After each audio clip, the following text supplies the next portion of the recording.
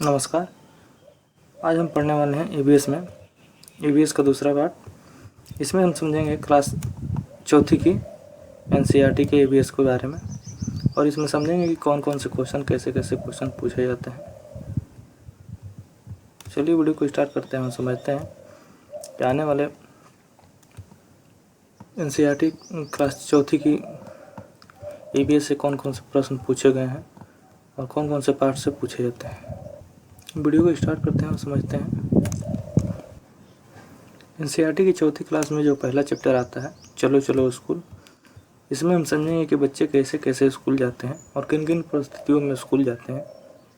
ठीक है, तो इसमें जो पहला चैप्टर आता है, चलो चलो स्कूल, इसमें बच्चे बांस से बना पुल से स्कूल को जाते हैं। ठीक है, तो इसके बारे में हम समझेंगे। ठीक है, तो चलिए समझ लेते हैं। हमारे यहाँ बारिश बहुत होती है। ठीक है, कभी कभी तो चारों तरफ घुटनों तक पानी भर जाता है, फिर भी हम स्कूल जाने से नहीं रुकते। एक हाथ में किताब उठाते हैं और दूसरे हाथ में बांस को पकड़ते हुए हम जल्दी जल्दी बांस और रस्सी से पुल पार कर स्कूल चले जाते हैं। ठीक है, तो असम में क्या होता है कि जब बारिश बहुत ज़्यादा हो जाती है और घुटनों तक पानी चली जाती है, तो बच्चे स्कूल जाने के लिए बांस से बने पुल का प्रयोग करते हैं। ठीक है, जिसके सहारे वो स्कूल को जाते हैं। ठीक है, तो ऐसे प्रश्न पूछे जा सकते हैं कि असम के लोग या असम के बच्चे किस तरह स्कूल जाते हैं, तो आप बता सकते हैं कि बांस के पुल के बने सहारे स्कूल जाते हैं। इसी में अगला हम देखते हैं, अगला क्या है। उसके बाद अगला आता है लद्दाख। लद्दाख में लोग कैसे स्कूल जाते हैं बच्चे, इसको हम देख लेते हैं। लद्दाख में स्कूल ट्राली के माध्यम से जाते हैं। ट्राली क्या होता है इसके बारे में हम समझते हैं। स्कूल पहुंचने के लिए हमें रोज़ नदी पार करनी होती है। ठीक है, बच्चों को स्कूल पहुंचने के लिए लद्दाख में क्या होता है कि उसमें उन लोगों को रोज़ नदी पार करनी होती है। ठीक है, खूब चौड़ी और गहरी नदी होती है। ठीक है, नदी को पार जाती हुई मजबूत लोहे की रस्सी होती है, यानी कि नदी को पार करने के लिए एक लोहे की रस्सी होती है जो दोनों तरफ पत्थर या लकड़ियों से बंधी होती है। ठीक है, और ट्राली यानी कि लकड़ी से बनी झूला पुली की मदद से इस रस्सी पर सरकती है, यानी कि वो रस्सी होती है, एक पुली होती है, उसमें ट्राली बंधी होती है जिसके सहारे रस्सी पर सरकती है। ठीक है, हम 4-5 बच्चे एक ही साथ ट्राली में बैठ जाते हैं और पहुंच जाते हैं नदी के उस पार, यानी कि उसमें बैठ के बच्चे नदी को पार कर जाते हैं। ठीक है, तो लद्दाख में बच्चे स्कूल को नदी को पार करके ट्राली के माध्यम से स्कूल को जाते हैं। इसके बाद अगला है, अगला हम देखते हैं अगला क्या है। इसके बाद अगला है सीमेंट से पुल, यानी कि बहुत मैदानी जगहों पे या जैसे नहर को पार करना होता है तो पुल का सहारा लिया जाता है, उसके द्वारा बच्चे सीमेंट के बने पुल को पार करके स्कूल जाते हैं। ठीक है, इसमें हम पढ़ लेते हैं, देख लेते हैं क्या है। हमें भी कई बार कई जगह पानी पार करना पड़ता है, तब हम भी पुल से जाते हैं। ये सीमेंट, ईंट और लोहे के सरियों से बने होते हैं। देखो, पुल चढ़ते उतरने के लिए सीढ़ियाँ भी है, यानी कि ये जो पुल बनी होती है ये किसी नहर या किसी छोटे नदी को पार करने या नाले को पार करने के लिए बनाई जाती है, जिसके सहारे उसमें सीढ़ियाँ भी बनी होती है जिस पे बच्चे चढ़ के और पुल को जाते हैं। ठीक है, इसी के बाद इसमें अगला आता है, अगला देखते हैं क्या है। इसके बाद इसमें अगला आता है वल्लम। वल्लम क्या होता है कि केरल में प्रयोग किया जाने वाला होता है। केरल के कुछ भागों में बच्चे पानी को पार करने के लिए वल्लम यानी कि लकड़ी से बनी छोटी नाव में बैठकर स्कूल तक पहुंचते हैं, यानी कि वल्लम के सहारे बच्चे नदी को पार करके स्कूल जाते हैं। वल्लम एक लकड़ी की बनी होती है, छोटी सी नाव होती है जिसमें बच्चे बैठकर पार करते हैं। ठीक है, तो केरल में वल्लम के द्वारा नदियों को पार करके बच्चे स्कूल जाते हैं। ठीक है, इसके बाद अगला हम देखते हैं, अगला क्या है। इसके बाद अगला इसमें है ऊँट गाड़ी, यानी कि ऊँट गाड़ी के माध्यम से बच्चे स्कूल जाते हैं। कहाँ पर जाते हैं देख लेते हैं। तो ऊँट गाड़ी का प्रयोग राजस्थान में किया जाता है। ठीक है, राजस्थान में ऊँट गाड़ी के प्रयोग के द्वारा बच्चे स्कूल जाते हैं। ठीक है, तो इसमें देख लेते हैं क्या है। हम रेगिस्तान में रहते हैं, हमारे यहाँ दूर दूर तक रेत ही रेत नज़र आती है। दिन में तो रेत खूब तपती है, हम ऊँट गाड़ी में बैठकर स्कूल जाते हैं, यानी कि राजस्थान में जो बच्चे होते हैं वो ऊँट गाड़ी के सहारे अपने स्कूल को जाते हैं। क्योंकि उस धूप में बहुत ज़्यादा रेत होती है और रेत पे चलना इतना आसान नहीं होता है। तो उसके माध्यम से बच्चे ऊँट के सहारे ऊँट गाड़ी से जाते हैं। ठीक है, इसके बाद अगला है बैलगाड़ी।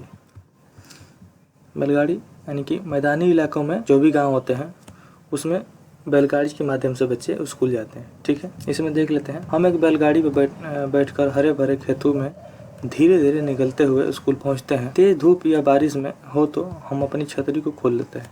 यानी कि बच्चे बैलगाड़ी के माध्यम से हरे भरे जो खेतों से होकर गुजरते हैं और उनको धूप या पानी जब बरसात होती है तो वो अपनी छतरी को खोल लेते हैं। ठीक है, तो जो मैदानी क्षेत्र होते हैं या जो मैदानी गांव के क्षेत्र या इलाके होते हैं उसमें बैलगाड़ी के द्वारा बच्चे स्कूल जाते हैं। ठीक है, इसके बाद अगला इसमें है साइकिल की सवारी। साइकिल की सवारी क्या है, इसको हम देख लेते हैं। हम लंबे रास्ते पर साइकिल चलाकर स्कूल जाते हैं। पहले तो स्कूल दूर होने के कारण कई लड़कियां स्कूल ही नहीं जा पाती, पर अब 7-8 लड़कियां की टोली मुश्किल रास्तों को भी पार कर जाती हैं। यानी कि इसमें बताया गया है कि जो लड़कियां हैं वो उनकी 7 या 8 टोली मिलकर साइकिल चलाते हुए स्कूल को जाती हैं। इस चैप्टर में लड़कियों को प्रोत्साहित करने के लिए साइकिल की सवारी को दर्शाया गया है ताकि लड़कियां प्रोत्साहित होकर स्कूल को जाएं। इसके बाद अगला देखते हैं, अगला क्या है। इसमें अगला है जंगल से जाते बच्चे। यानी कि जिस इलाके में जंगल होती है और स्कूल उसके पार होता है तो कहीं कहीं बच्चे जंगल के रास्ते ही स्कूल जाते हैं। ठीक है, तो इसको हम देख लेते हैं। स्कूल पहुंचने के लिए हमें घने जंगलों से निकलना पड़ता है। कहीं कहीं जंगल इतना घना होता है कि दिन में भी रात जैसे लगता है। ठीक है, उस सन्नाटे में कई पक्षियों और जानवरों की आवाज़ सुनाई देती है। ठीक है, तो कहीं कहीं जहाँ जंगल या बहुत ज़्यादा पहाड़ी या जंगल इलाके होते हैं तो उसमें बच्चे जंगल के रास्ते से ही स्कूल को जाते हैं। ठीक है, तो इसमें बताया गया है कि अलग अलग तरीके से बच्चे स्कूल जाते हैं और उनके जाने में अलग अलग कठिनाइयाँ होती है। ठीक है, इसके बाद अगला हम देखते हैं, अगला क्या है। इसके बाद अगला है बर्फ़ पर चलते बच्चे। यानी कि कहीं कहीं बच्चे बर्फ़ पर चलते हुए स्कूल को जाते हैं। ठीक है, इसको हम देख लेते हैं। तो उत्तर की पहाड़ी यानी कि उत्तराखंड हुआ, हिमाचल हुआ, वहाँ पर जो भी बच्चे होते हैं वो बर्फ़ पर चल के स्कूल भी जाते हैं। ठीक है, इसको हम देख लेते हैं। देखो हम कैसे स्कूल पहुँचते हैं। मीलों फैली बर्फ़ पर चलकर हम हाथ पकड़ कर बर्फ़ पर पैर जमाते हुए ध्यान से चलते हैं। ताज़ी बर्फ़ में पैर ध्यान से चलते हैं। ताज़ी बर्फ़ में पैर तो फिसल भी सकते हैं। यानी कि इसमें कहा गया है कि हम बर्फ़ पे चलते हैं और अपने हाथों को पकड़ के और जो भी नए बर्फ़ होते हैं उस पर पैर अंदर चले जाते हैं और पैर उस बर्फ़ पे फिसलते भी हैं। तो बर्फ़ के पहाड़ियों पे बच्चे चल के स्कूल को जाते हैं। ठीक है, इसके बाद अगला हम देखते हैं, अगला क्या है। इसके बाद अगला है ऊबड़ खाबड़ पथरीले रास्ते। यानी कि ऊबड़ खाबड़ पथरीले रास्तों को भी बच्चे पार करके स्कूल को जाते हैं। ठीक है, देख लेते हैं कहाँ ऊबड़ खाबड़ पथरीले रास्तों को पार करके बच्चे जाते हैं। तो उत्तराखंड यानी कि उत्तराखंड के क्षेत्रों में ऊबड़ खाबड़ पथरीले रास्ते हैं जिसको बच्चे पार करके स्कूल को जाते हैं। ठीक है, इसमें पढ़ लेते हैं क्या है। हम पहाड़ी इलाकों में रहते हैं। यहाँ दूर दूर तक ऊबड़ खाबड़ पथरीले रास्ते हैं। मैदानों या शहरों में रहने वाले बच्चे को भी भले ही मुश्किल लगे, हम तो भागते हुए पहाड़ी रास्तों पे पार कर जाते हैं। यानी कि वहाँ के जो रहने वाले बच्चे होते हैं वो पहाड़ी या ऊबड़ खाबड़ के जो पथरीले रास्ते होते हैं उन लोगों को चलने में वहाँ सहज महसूस होती है। ठीक है, तो उस पर दौड़ते भागते स्कूल को चले जाते हैं आसानी से। ठीक है, इसके बाद अगला इसमें देखते हैं अगला क्या है। इसके बाद अगला चैप्टर आता है नंदू हाथी। नंदू हाथी में इसमें बताया गया है कि हाथियाँ कितने घंटे आराम करती हैं, क्या खाती हैं, कितने खाती हैं और उनका झुंडों का समूह कब तक रहता है। तो इसके बारे में हम समझेंगे और जानेंगे कैसे कैसे इसमें प्रश्न पूछे जाते हैं। ठीक है, चलिए स्टार्ट करते हैं, समझते हैं। तो एक बड़ी हाथी एक दिन में लगभग 100 किलोग्राम से ज़्यादा पत्ते या झाड़ियाँ खाती है। ठीक है, तो इसमें क्वेश्चन अगर पूछेगा कि एक हाथी एक दिन में कितना किलोग्राम पत्ते या झाड़ियाँ खाती हैं, तो आप बता देंगे 100 किलोग्राम पत्ते या झाड़ियाँ खाती हैं। ठीक है, इसके बाद हाथी बहुत कम आराम करती है। ठीक है, यह दिन में 2 या 4 घंटे ही सोती है। हाथी को पानी और कीचड़ से खेलना बहुत अच्छा लगता है, यानी कि जो हाथी होती है लगभग दिन में 2 या 3 या 4 ही घंटे आराम करती है और उसको कीचड़ में खेलना बहुत अच्छा लगता है। ठीक है, इससे उसके शरीर को ठंडक मिलता है। ठीक है, वैसे उसके कान भी पंख की तरह होते हैं। गर्मी लगने पर वो अपने कान को हिलाकर हवा करते हैं। ठीक है, तो जब हाथी को गर्मी लगती है तो अपने कान को हिलाकर अपने ठंडक महसूस कराती है, यानी कि अपने आप को पंखे करती है। ठीक है, तो इससे क्वेश्चन पूछे जा सकते हैं कि हाथी कितनी खाती है और कितने घंटे आराम करती है और उसको किस में खेलने में ज़्यादा आनंद आता है। ठीक है, तो ऐसे क्वेश्चन पूछे जा सकते हैं। ठीक है, इसके बाद अगला हम देखते हैं अगला क्या है। इसके बाद अगला इसमें आता है, अगला देख लेते हैं। तुमने पढ़ा है कि नंदू हाथी अपने झुंडों के साथ रहते हैं, यानी कि हाथी के जो बच्चे होते हैं वो झुंडों के साथ रहते हैं। ठीक है, हाथियों का झुंड में केवल हथनियाँ और बच्चे ही रहते हैं, यानी कि जो भी हाथी का झुंड होता है उसमें केवल हथनियाँ रहती है और उसके बच्चे रहते हैं। ठीक है, झुंड की सबसे बुजुर्ग जो हाथनी होती है वो पूरे झुंड की नेता होती है, यानी कि जो बुजुर्ग हथनी होती है वो झुंड की नेता होती है, यानी कि मालिक होती है, कर्ता धर्ता होती है। ठीक है, एक झुंड में लगभग 10 से 12 हथनी होती है और बच्चे होते हैं। ठीक है, जो उनका झुंड होता है उसमें लगभग 10 से 12 हथनी होती है और बच्चे भी होते हैं। ठीक है, हाथी 14-15 साल तक ही झुंड में रहती है, यानी कि जो भी उसके बच्चे या जो भी हथनी होती है वो झुंड में लगभग 14 से 15 साल तक रहती हैं, फिर वे झुंड को छोड़ देती हैं और अकेले रहने लगती है। जब 14 या 15 साल पूरा हो जाता है तो झुंड को छोड़ देती हैं और अकेले रहने लगती है। ठीक है, नंदू भी जब 14 से 15 साल का हो जाएगा तो वो अपने झुंड को छोड़ देगा, यानी कि जब नंदू 14 या 15 साल का हो जाएगा तो वो झुंड को छोड़ के अकेले रहने लगेगा। ठीक है, इसमें बताया गया है। तो जो भी हाथियों का झुंड होता है उसमें जो बुजुर्ग हथनी होती है वो उसका नेता होती है, यानी कि उसका कर्ता धर्ता होती है, उसका संचालन करता होती है। ठीक है, एक झुंड में लगभग 10 से 12 हाथियाँ होती है और हाथी जो होती है 14-15 साल बाद अपने झुंड को छोड़कर अकेला हो जाती है। ठीक है, इसमें बताया गया है। इसके बाद अगला हम देखते हैं, अगला क्या है।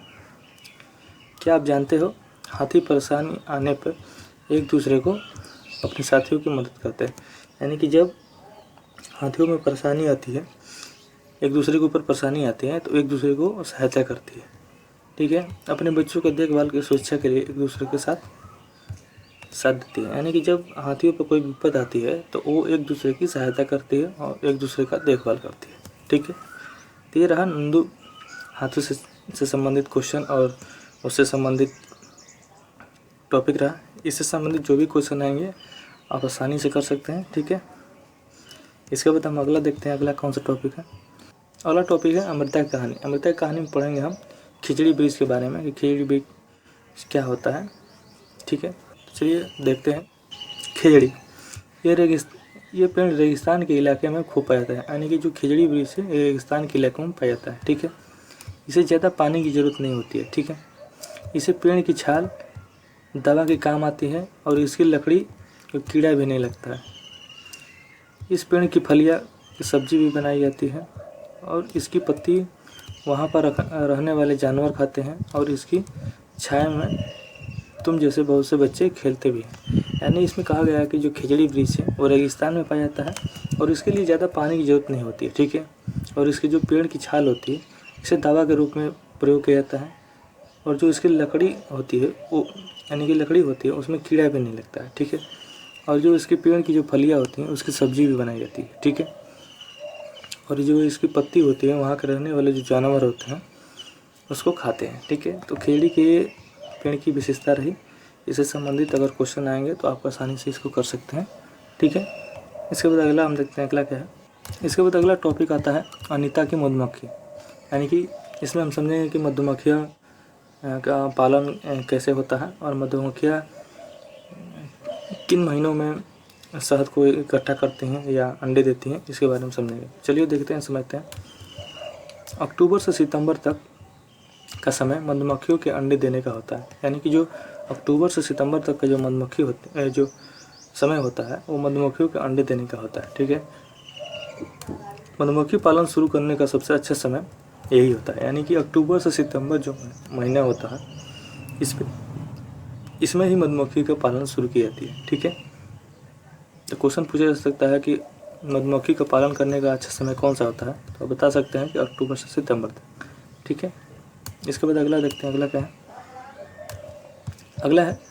अगला है हर छत्ते में एक रानी मधुमक्खी होती है। यानी कि जो भी छत्ता बना होता है उसमें एक रानी मक्खी होती है जो अंडे देती है। यानी कि रानी मक्खी जो है अंडे देती है। ठीक है, छत्ते में बहुत सारी काम करने वाली मक्खियाँ भी होती हैं। यानी कि जो रानी मक्खी होती है उसका काम होता है अंडे देना, और जो अन्य मक्खियाँ होती हैं ये वर्कर के रूप में काम करती है। ठीक है, ये दिन भर काम करती हैं। यानी जो और मक्खियाँ होती हैं दिन भर काम करती हैं, शहद के लिए फूलों का रस ढूंढते हैं।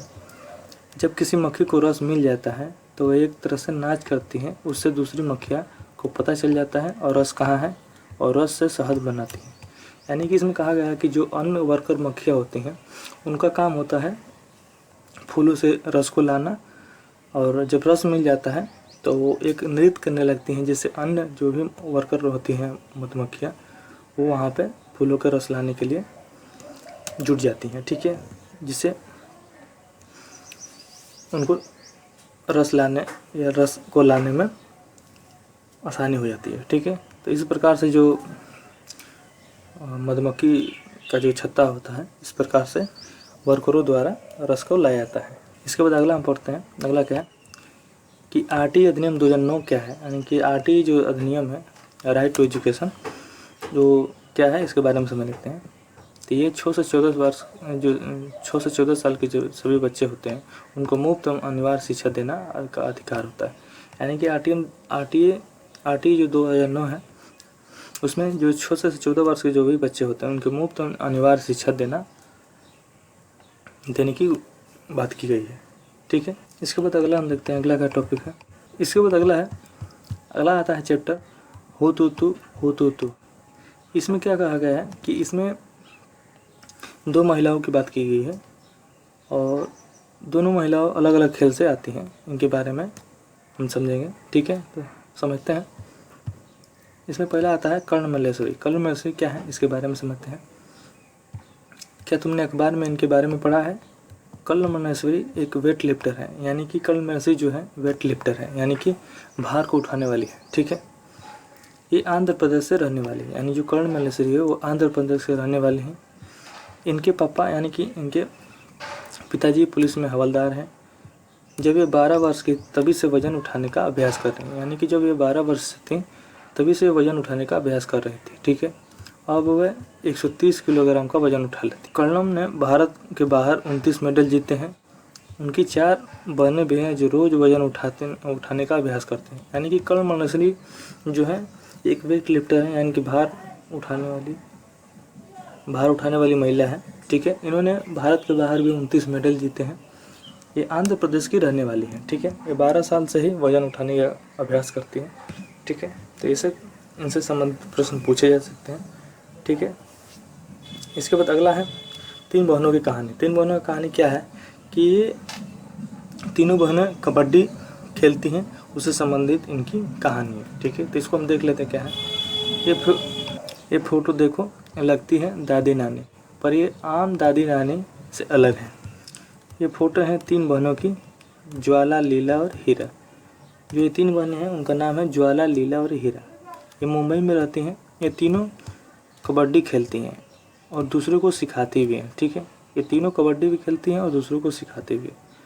ज्वाला बताती हैं कि हम जब छोटे थे तब लोग लड़कियों को ये खेल खेलने नहीं देते थे। यानी कि ज्वाला जो कबड्डी खेलती हैं वो बताती हैं कि जब हम छोटे थे तो लड़कियों को ये खेल खेलने नहीं देते। यानी जो कबड्डी खेल होती थी वो खेलने नहीं देते थे लोगों का कहना था कि अगर लड़कियां छीन झपट वाले खेल खेलेंगी तो उनकी शादी नहीं हो पाए, उनकी शादी कोई नहीं करेगा, उनसे शादी कोई नहीं करेगा। ठीक है, कबड्डी में लड़कों वाले कपड़े पहनने पड़ते थे, इसलिए भी लोग खेलने से मना करते थे। यानी कि उनका कहना था कि जब छीन झपट वाली खेल खेलेंगी तो लड़की उनसे कोई शादी भी नहीं करेगा, ठीक है।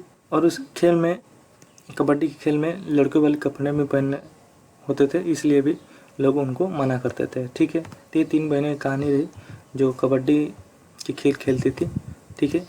तो उनके नाम थे ज्वाला, लीला और हीरा, ठीक है। इसके बाद अगला देखते हैं, अगला क्या है। इसके बाद अगला टॉपिक आता है बांसवा की खेती। बांसवा की खेती में हम समझेंगे कि कैसे कैसे प्याज की खेती होती है और किन किन तरीक़ों से प्याज की खेती करके और उसको बाज़ार में पहुंचाया जाता है, ठीक है। चलिए देखते हैं इसको। बांसवा के इलाके में तो खूंटी से खेती की मिट्टी को नरम किया जाता है, यानी कि जो ये खूंटी है इसके माध्यम से जो मिट्टी होती है उसको नरम किया जाता है, ठीक है।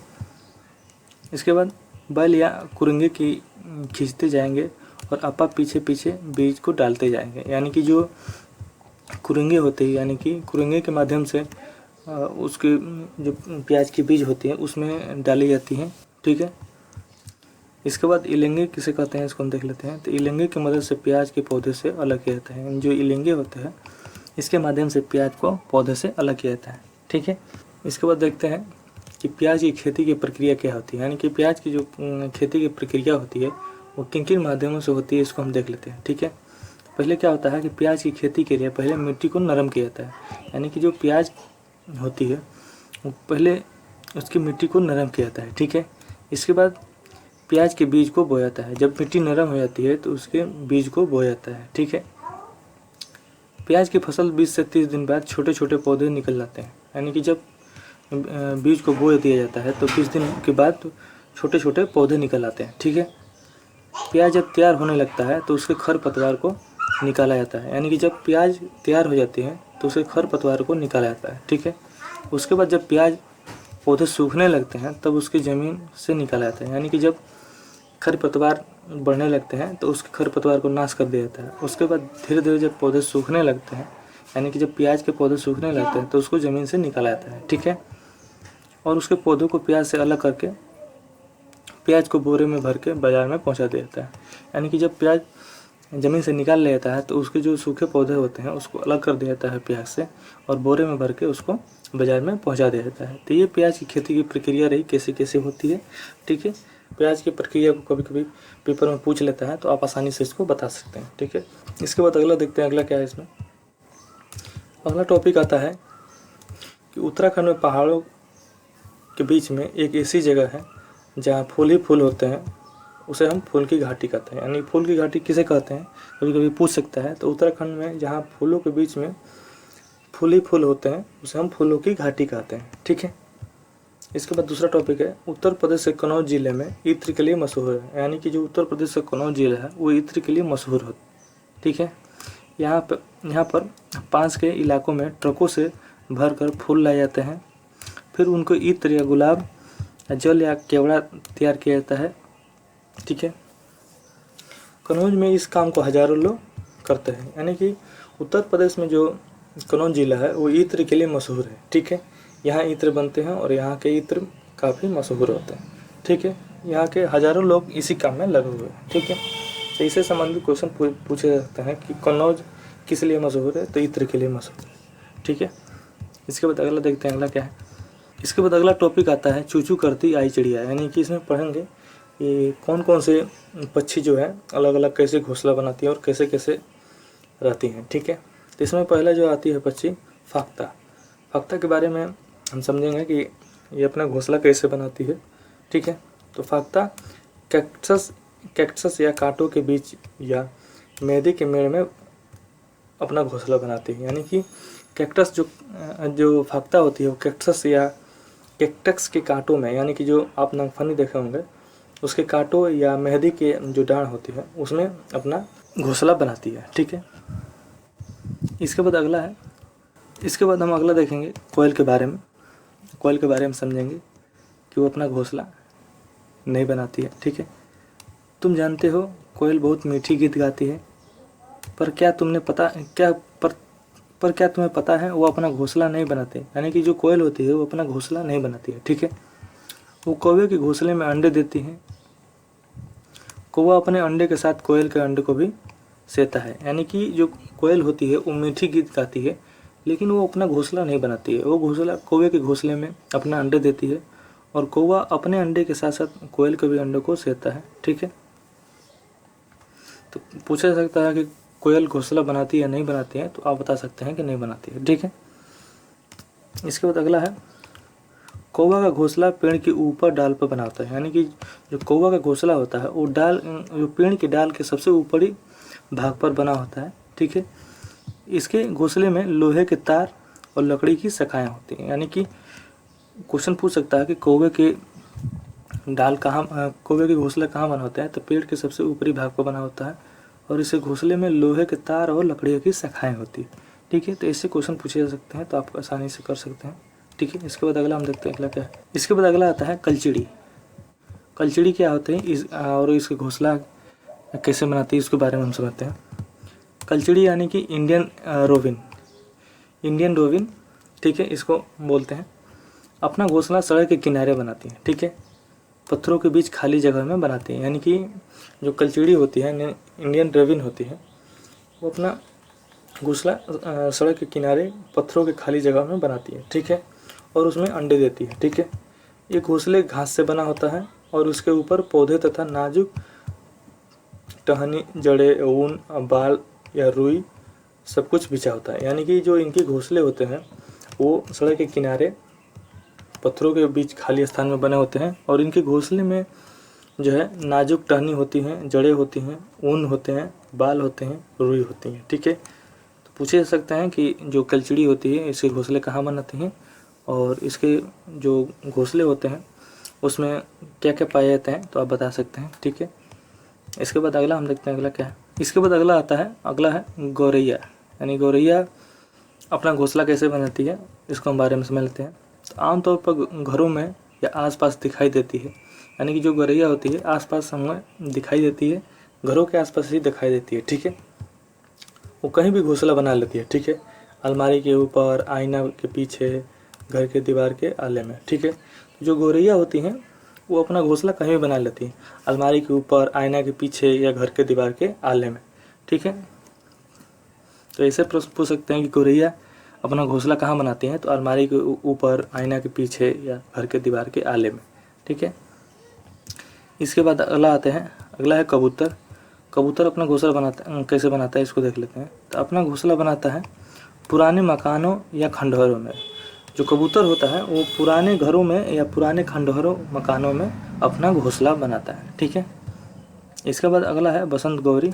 बसंत गौरी के बारे में समझ लेते हैं कि ये अपना घोंसला कहाँ बनाता है। तो जो गर्मियों में टूक टूक करते रहते हैं या पेड़ के तनों में गहरा छेद बनाकर उसमें अंडा देते हैं, यानी कि जो बसंत गौरी होते हैं वो जो पेड़ होते हैं उनमें गहरा छेद करके उसमें अंडे देते हैं। तो इस प्रकार से जो बसंत गौरी है वो अपना घोंसला पेड़ों के अंदर छेद करके बनाते हैं और उसमें अंडे देते हैं, ठीक है। तो इनसे संबंधित क्वेश्चन पूछे जा सकते हैं कि कौन कौन से पक्षी कैसे कैसे घोंसले बनाते हैं और क्या क्या उनमें पाए जाते हैं, ठीक है। इसके बाद अगला देखते हैं, अगला क्या है। इसके बाद इसमें अगला है दर्जन चिड़िया, यानी कि टेलर बर्ड जिसे हम बोलते हैं। इसको हम देख लेते हैं क्या है। वो अपनी नुकीली चोंच से पत्ते को सी लेती है, यानी कि जो दर्जन चिड़िया या टेलर बर्ड होती हैं वो अपने नुकीली चोंच से पत्तियों को सी लेती हैं, ठीक है, और उसके बीच में बनी थैली को अंडे देने के लिए तैयार करती हैं। यानी कि जो टेलर बर्ड होती है वो पत्ते को सील के अपना घोंसला बनाती है और उसमें अंडे देती है, ठीक है। इसके बाद अगला है शक्करखोर। शक्करखोर क्या है और कैसे अपना घोंसला बनाता है, इसको हम समझ लेते हैं। किसी छोटे पेड़ या झाड़ी के डाली पर अपना लटकता हुआ घोंसला बनाता है, यानी कि जो शक्करखोर है वो छोटे पेड़ के या छोटे डालियों पे लटकता हुआ अपना घोंसला बनाता है, ठीक है।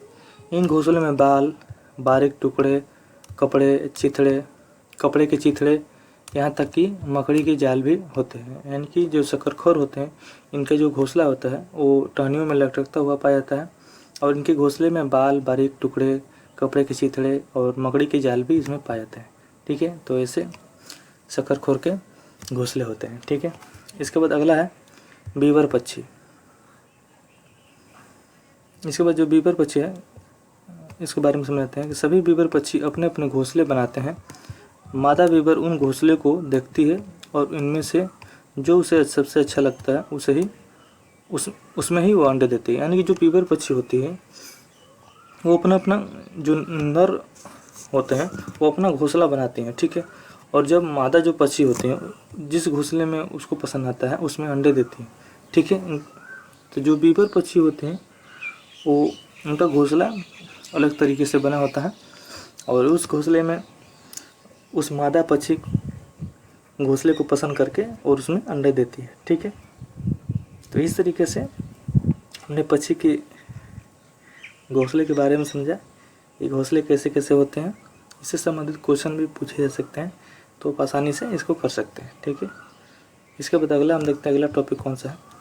इसके बाद अगला टॉपिक है, इसमें कुछ चित्र दिए गए हैं जिसमें आप आसानी से इसको देख के कर सकते हैं कि कौन कौन से पक्षी का पैर कैसे होते हैं और उनके चोंच किन किन कामों में प्रयोग किया जाता है। जैसे मांस को चिरने या फाड़ने के लिए ऐसे चोंच का प्रयोग करते हैं। ठीक है, लकड़ी को छेदने के लिए ऐसे चोंच का प्रयोग किया जाता है और फूलों को रस चूसने के लिए ऐसे चोंच का प्रयोग किया जाता है। ठीक है, कीचड़ या छानबीन या कीड़ों को खोदने के लिए ऐसे चोंच का प्रयोग किया जाता है। बीजों को दबाकर तोड़ने के लिए ऐसे चोंचों का प्रयोग किया जाता है। ठीक है, और काटने के लिए इस चोंच का प्रयोग किया जाता है। तो कभी कभी जो ऑनलाइन क्वेश्चन आते थे उसमें ऐसे चित्र को देकर आप पूछा जा सकता था क्वेश्चन। ठीक है, इसके बाद पक्षियों के पैरों से भी पता करते हैं कि कौन कौन से पक्षी के कैसे कैसे पैर होते हैं। ठीक है, जैसे पानी में तैरने के लिए ऐसे होना चाहिए, टहनियों को पकड़ने के लिए ऐसा, और शिकार करने के लिए ऐसे पैर का होना चाहिए। ठीक है, और पेड़ पर चढ़ने के लिए ऐसे पैर का होना चाहिए और ज़मीन पर चलने के लिए ऐसे पैर का होना चाहिए। तो कभी कभी ऑनलाइनों पेपरों में इस चित्र को देखकर क्वेश्चन को पूछा जाता था। ठीक है, इसके बाद हम अगला देखते हैं। अगला क्या है, इसके बाद अगला है mid day meal. Mid day meal के बारे में हम समझेंगे। ठीक है, बच्चों का हक मिड डे मील। ठीक है, इसके बारे में समझते हैं। हमारे देश के बहुत से बच्चों को भरपेट खाना नहीं मिल पाता है। यानी कि हमारे देश में बहुत से ऐसे बच्चे हैं जो काफ़ी पिछड़े हैं या गरीब हैं, तो उनको भोजन नहीं मिल पाता है, जिससे इनमें से कई बच्चे तो स्कूल बिना कुछ खाए जाते हैं और खाली पेट होने के कारण पढ़ाई पर ठीक से ध्यान नहीं लग पाता है। यानी कि बहुत से ऐसे बच्चे होते हैं जिनका पेट भरा नहीं होता है और स्कूल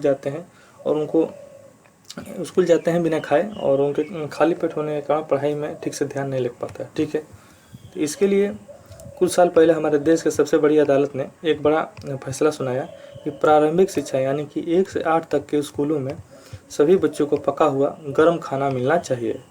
यह सभी बच्चों का अधिकार है। यानी कि जो मिड डे मील है, इसके तहत क्या किया गया है कि जो 1 से 8 तक के स्कूल के जो बच्चे होते हैं उनको दोपहर के भोजन के रूप में उनको गर्म खाना दिया जाए, ताकि बच्चे जो भी पढ़ने आए या जो भी बच्चे खाने में या उसको अच्छी तरीके से खाना नहीं मिल पाता है उनको खाना मिले और बच्चे अच्छी तरीके से पढ़ पाएँ। ठीक है, ये मिड डे मील की विशेषता है। ठीक है, इसके बाद अगला हम देखते हैं। अगला क्या है, इसके बाद अगला है और लास्ट टॉपिक है, इसमें हम समझेंगे पोचमपल्ली। पोचमपल्ली एक गांव है। ठीक है, और पोचमपल्ली में क्या होता है कि ज़्यादातर वहाँ के लोग बुनकर हैं। इसके बारे में समझ लेते हैं। पोचमपल्ली में ज़्यादातर परिवार बुनकर होते हैं, इसके लिए इसे बुनाई को पोचमपल्ली नाम से जाना जाता है। यानी कि जो पोचमपल्ली गाँव है वो पोचमपल्ली के बुनाई के नाम से जाना जाता है और यहाँ के परिवार जो है ज़्यादातर बुनकर होते हैं। ठीक है, तो ये पोचमपल्ली कभी कभी पूछा जा सकता है कि पोचमपल्ली क्या है। तो पोचमपल्ली एक बुनाई की पहचान होती है। ठीक है, इसके बाद अगला है फौजी वहीदा प्रिज्म के बारे में बताया गया है कि एक फौजी हैं जो भारतीय नौसेना में डॉक्टर हैं, इनके बारे में बताया गया। चलिए हम देख लेते हैं, इसमें पढ़ते हैं। लेफ्टिनेंट कमांडर वहीदा प्रिज्म ये भारतीय नौसेना में डॉक्टर हैं और नौसेना के समुद्री जहाज़ पर काम करने वाली गिनी चुनी महिलाओं में से एक है। ठीक है, ये पहली महिला है जिन्होंने एक पूरी परेड का कमाल संभाली है। यानी कि जो ये पहली महिला है जो